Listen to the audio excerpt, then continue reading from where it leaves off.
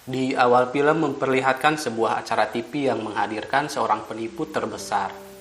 Di antara ketiga bintang tamu hanya ada satu Frank William Abagnale, sang penipu muda paling berani sepanjang sejarah Amerika.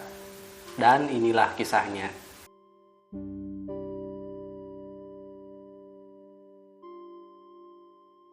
Seorang agen FBI yang bernama Carl Hanratty datang ke Perancis untuk melihat tahanan dari Amerika yang bernama Frank Abagnale Jr. Hanratty hanya diperbolehkan berbicara tanpa menyentuh atau memberikan apapun kepada Frank Abagnale. Rupanya Hanratty akan membacakan peraturan ekstradisi untuk Frank menurut Pengadilan Eropa untuk HAM. Saat membacakan pasalnya, tiba-tiba Frank jatuh pingsan dan dengan segera pihak lapas membawa Frank ke sebuah klinik lapas. Di saat semuanya sedang berdebat karena dokternya akan datang pada esok hari, dengan menyelinap Frank kabur namun itu hanya sia-sia. Sebelum kejadian itu, kisahnya dimulai pada 6 tahun yang lalu.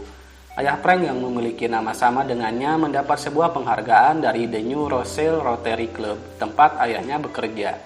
Saat membacakan sebuah pidato, ayah Frank mengibaratkan dirinya sebagai seekor tikus yang jatuh ke dalam mangkuk es krim, yang dimana ia selalu berusaha keras untuk keluar dari masalahnya dan ia berhasil. Setelah sampai di rumahnya, ayah Frank selalu menceritakan awal kisah cintanya bersama Paula, ibunya Frank. Yang dimana sewaktu menjadi prajurit dulu di sebuah desa kecil di Perancis, ia bertemu istrinya yang merupakan seorang penari. Frank harus bersaing dengan 200 lelaki lainnya untuk mendapatkan hati Paula, namun pada akhirnya dirinya lah yang beruntung mendapatkannya. Keesokan harinya Frank dan ayahnya pergi ke sebuah toko jas untuk menyewa jas untuk menghadiri suatu acara. Karena Nyonya Darcy yang punya toko menolak kedatangan pelanggan karena toko masih tutup, akhirnya ia luluh oleh gombalan ayah Frank. Setelah itu Frank mendapat tugas dari ayahnya untuk menunggu dirinya sampai selesai urusannya. Rupanya ayah Frank akan meminjam uang kepada bank, dikarenakan Frank Abagnale sedang diselidiki oleh pemerintah untuk penipuan pajak, serta bank yang dikelola Frank bangkrut, pihak bank menolak pinjaman Frank. Dengan berat hati, Frank melelang mobil miliknya serta rumah miliknya pun disita. Kini keluarga Frank berpindah ke sebuah apartemen kecil. Untuk ulang tahun yang ke-16, Frank Junior mendapatkan hadiah sebuah rekening bank atas nama dirinya sendiri, serta 50 lembar cek. Kini Frank Junior akan memulai hari baru dengan sekolah barunya. Karena ia sudah terbiasa memakai seragam sekolah, ia tidak mau melepaskannya. Frank sempat diganggu oleh seorang murid yang nakal dan ternyata ia satu kelas dengannya. Entah apa yang dipikirkan Frank berinisiatif menjadi guru pengganti saat ia tahu guru utamanya tidak masuk, dan itu adalah kesempatannya untuk ngerjain murid yang iseng tadi. Tak diduga guru pengganti datang, namun ia harus pulang kembali.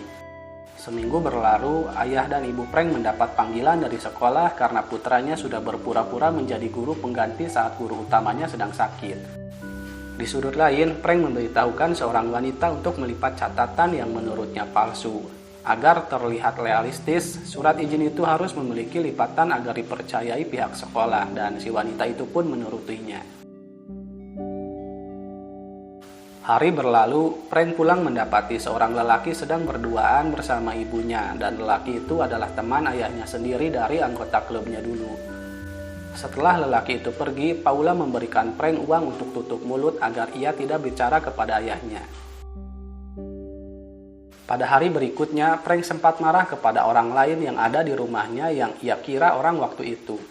Tetapi kali ini ia harus menelan pil pahit karena sang ibu menggugat ayahnya bercerai setelah ia mengalami kebangkrutan dan Frank disuruh memilih untuk tinggal bersama siapa.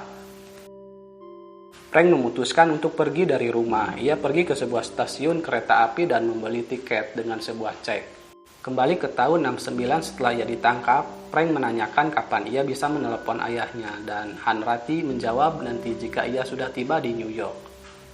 Kembali lagi ke stasiun, rupanya cek yang diberikan Frank ditolak dan ia diusir dari stasiun itu. Dengan menggunakan pikirannya, Frank mencoba memanipulasi cek yang ia punya, akan tetapi pihak bank itu tidak menerima cek dari bank lain. Meski ia mencoba ke bank yang lainnya, tetapi aturannya tetap sama, ia harus mencairkan ke bank yang bersangkutan. Saat hendak pulang, Frank terkesima melihat seorang pilot yang dikelilingi para wanita. Dan sekarang ia menyurati ayahnya bahwa dirinya akan menjadi seorang pilot sebuah maskapai penerbangan. Frank pun menyamar menjadi seorang anak sekolah yang akan mewawancarai seorang pilot senior untuk artikel koran sekolah. Frank menanyakan tentang lencana, identitas, dan lisensi pilot tersebut, serta serba-serbi penerbangan. Saat akan meminjam baju pilot, rupanya Frank harus menjadi pilot asli. Karena terlampau pintar, Frank menelepon Pan American Airways dan ia mengaku sebagai kopilot yang berkantor utama di San Francisco. Frank menyatakan permasalahannya, ia mengaku ia telah kehilangan seragamnya di penginapan, lalu Frank diarahkan ke perusahaan pembuatan seragam. Setelah mendapat seragamnya, ia harus membayar secara langsung atau potong gaji. Setelah itu, Frank menyurati ayahnya kembali bahwa ia sudah menjadi co-pilot yang kini dikagumi banyak wanita, dan Frank berambisi untuk mengembalikan segalanya yang telah hilang. Kini ia bisa mencairkan ceknya, dan hal yang lebih lagi, ia bisa mencairkan cek sebesar $300 untuk pencairan gaji. Frank mulai mengakali segalanya. Untuk mengelabui kasir bank, Frank pun menggunakan cara menggombal ayahnya dan itu berhasil. Karena dirasa lancar, Frank membuat lebih banyak cek untuk dicairkan. Bukan hanya itu, ia mendapat keberuntungan lain. Ia bisa terbang kemana saja karena dianggap orang yang mendapat kartis gratis khusus pilot. Waktu pun terus berjalan, Frank Junior semakin lihai menjalankan aksinya. Dengan trik yang sama dan rasa percaya diri yang semakin tinggi, tak hanya sampai di situ, Frank menggali informasi lebih dalam soal cek dari seorang karyawan bank, serta ia membeli mesin yang digunakan untuk mengkodekan cek bank dari hasil lelang. Rupa-rupanya pihak kepolisian telah mengendus adanya peredaran pemalsuan cek yang telah tersebar. Akan tetapi, Hanratty selaku penanggung jawab kasus ini sempat mendapat guyonan dari para rekannya. Di sisi lain, Frank bertemu dengan ayahnya, dan ia membelikan sebuah mobil mewah untuk ayahnya agar bisa kembali mendapatkan hati ibunya. Akan tetapi, sang ayah tidak bisa menerimanya karena sedang dalam pengawasan IRS. Saat sedang membahas tentang ibunya, Frank tak kuasa menahan air matanya dan Frank Junior berusaha menguatkan ayahnya itu. Dan saya rasa scene ini sangat ngena banget karena ketika Frank terpuruk, orang yang Frank sayangi memilih untuk pergi meninggalkannya. Akan tetapi Frank mencoba untuk terlihat tegar di hadapan putranya. Di sisi lain, para agen FBI sedang mencari petunjuk kediaman sang penipu.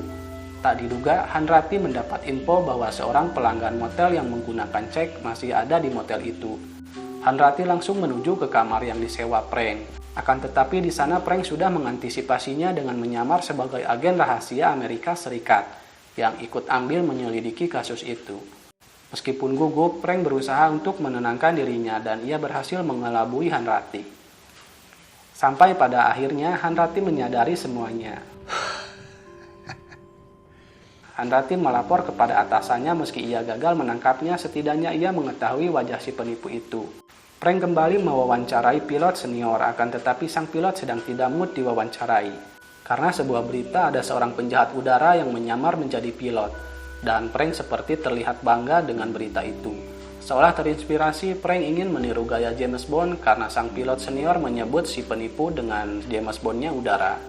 Saat pulang ke penginapannya, Frank berpapasan dengan seorang wanita model majalah, dan ia diperas olehnya namun ia tidak rugi sebab ia untung $400. Saat Hanratty sedang lembur, tak diduga Frank menelepon kantornya. Malam itu, tepat malam Natal.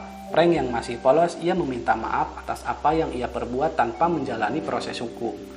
Terlebih lagi, Frank malah memberitahukan posisinya. Keesokan harinya saat Hanratty sedang ngopi, ia diberitahukan oleh seorang pelayan bahwa daftar nama target yang ia susun adalah nama superhero The Flash. Dengan sigap, Hanratty mengubah haluan dan melacak anak yang kabur dari rumah dengan clue yang ia dapat. Lalu mereka mendapat info dan mendatangi rumah ibu Frank yang mempunyai keluarga baru. Setelah mendengar beberapa info dan bukti kuat yaitu foto, mereka bergegas pergi. Beralih ke Frank, ia sedang berada di rumah sakit. Ia menanyakan status temannya yang mengalami kecelakaan. Seolah mendapat ide, Frank berniat akan melamar menjadi seorang dokter di rumah sakit itu. Ajaibnya lagi, ia diterima di tempat itu sebagai dokter pengawas dan ia diperbolehkan memilih perawatnya sendiri. Kali ini ia mengganti namanya menjadi Carner. Do you notice anything different about me? Dr. Connors. Saat ada situasi yang cukup darurat, Frank hanya pelangap-pelongo melihat situasinya dan ia menyerahkan tugasnya kepada dokter lain. Hanratty mendatangi rumah ayah Frank dan ia mendapat petunjuk dari surat yang selalu dikirim Frank kepada ayahnya. Hanratty dan teman-temannya pun pergi ke alamat pengirim surat, namun tempat itu sudah tidak ditinggali. Akan tetapi Frank meninggalkan jejak. Karena sudah diputuskan, Frank berniat melamar Brenda, suster di tempatnya bekerja. Ayah Brenda ini seorang pengacara, dan Frank juga tak mau kalah. Ia mengaku seorang dokter yang pernah berkuliah mengambil jurusan hukum. Tak diduga ia menyebutkan universitas yang sama dengan ayah Brenda kuliah dulu. Dengan kepintarannya, Frank bisa mengendalikan obrolan mereka. Di sisi lain, para polisi mendatangi rumah sakit yang pernah dicicipi Frank. Kembali ke Frank, ayah Brenda meminta sesuatu yang bisa meyakinkan dirinya untuk menerima lamaran Frank. Lalu Frank mengakui segalanya bahwa ia bukan siapa-siapa, malah disangka romantis dan merendah diri oleh ayah si Brenda. Dan ia pun mendapatkan restunya. Kembali ke tahun 69, Frank ditanyai oleh Hanratty tentang kejujuran ujian di Louisiana. Akan tetapi Frank tidak ingin memberitahukannya. Kembali ke cerita, kini Frank menjadi seorang asisten pengacara dan mencoba mempelajari tentang hukum.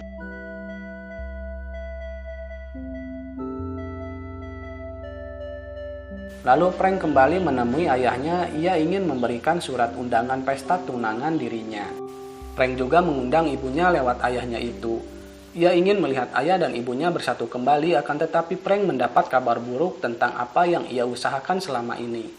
Bahwa ibunya sudah menikah lagi dengan teman ayahnya, serta dirinya menjadi buronan agen FBI.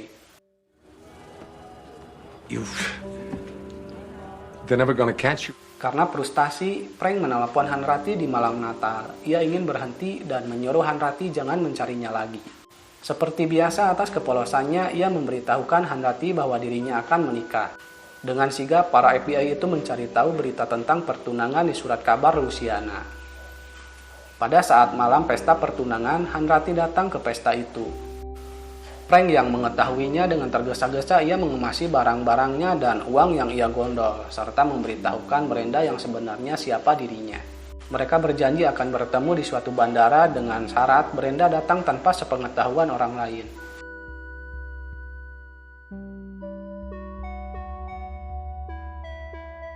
Hari yang ditentukan tiba, rupanya Brenda diawasi oleh agen FBI. Frank yang menyadarinya langsung pergi dari tempat itu.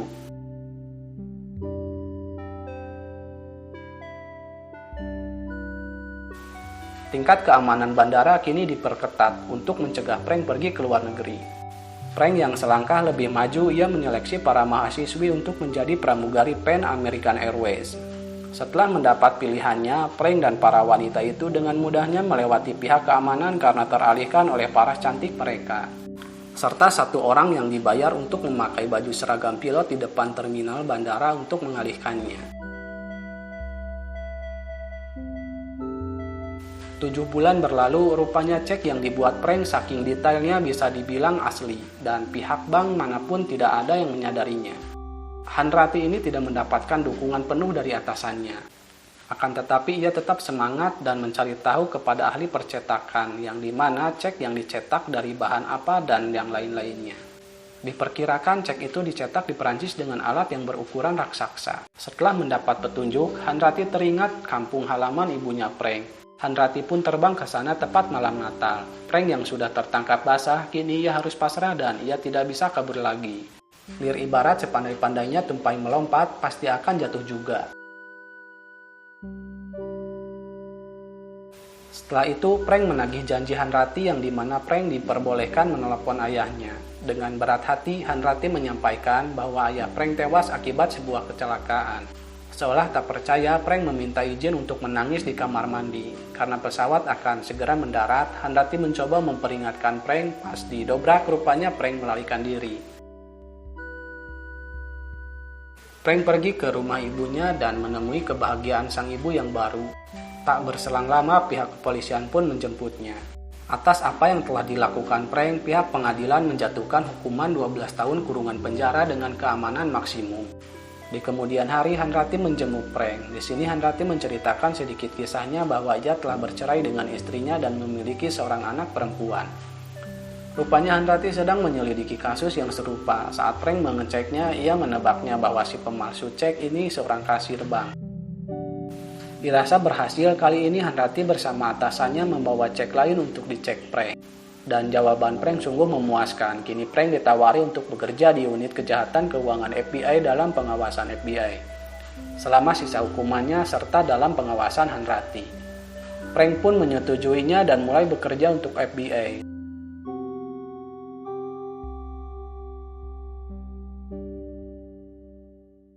Setelah beberapa waktu, Prank menanyakan rencana Hanratih di akhir pekan dan ia akan menjenguk putrinya. Lalu Prank mencoret daftar kriminal dirinya dalam buku dan ia kembali mengenakan baju pilotnya. Hanratih mengikutinya dan memberitahukan Prank tentang konsekuensi yang akan ia dapat jika ia kabur. Tetapi Hanratih yakin bahwa Prank akan kembali pada hari Seninnya. Sudah lewat dari jam 10, Prank belum juga datang. Hal itu membuat Hanratih was-was, akan tetapi saat sedang rapat, Prank datang kembali. Sambil mengecek-cek yang sedang diperiksa mereka, Hanratih masih penasaran bagaimana Prank berbuat curang pada ujian Luciana. Prank pun mengungkapkannya bahwa ia tidak curang, ia belajar selama 2 minggu dan lulus. Dan cerita pun selesai. Bijaklah dalam menyikapi sebuah peristiwa. Sampai jumpa di video selanjutnya. Wassalam.